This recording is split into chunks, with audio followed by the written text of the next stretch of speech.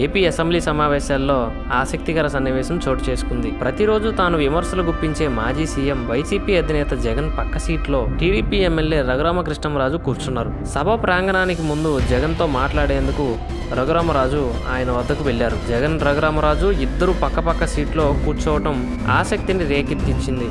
జగన్ రఘురామరాజు మధ్య కొన్ని నిమిషాల పాటు చర్చ జరిగింది. జగన్ చెవిలో రఘురామరాజు ఏదో చెప్పగా ఆ వెంటనే జగన్ సీరియస్ గా రియాక్ట్ అయ్యారు. అయితే జగన్ తో ఏం మాట్లాడారనేది ఇప్పుడు చర్చనీయాంశంగా మారింది.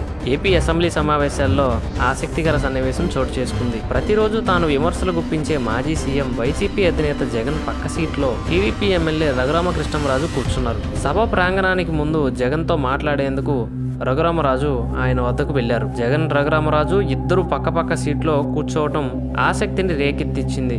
జగన్ రఘురామరాజు మధ్య కొన్ని నిమిషాల పాటు చర్చ జరిగింది. జగన్ చెవిలో రఘురామరాజు ఏదో చెప్పగా ఆ వెంటనే జగన్ సీరియస్ గా రియాక్ట్ అయ్యారు. అయితే జగన్ తో ఏం మాట్లాడారనేది ఇప్పుడు చర్చనీయాంశంగా మారింది.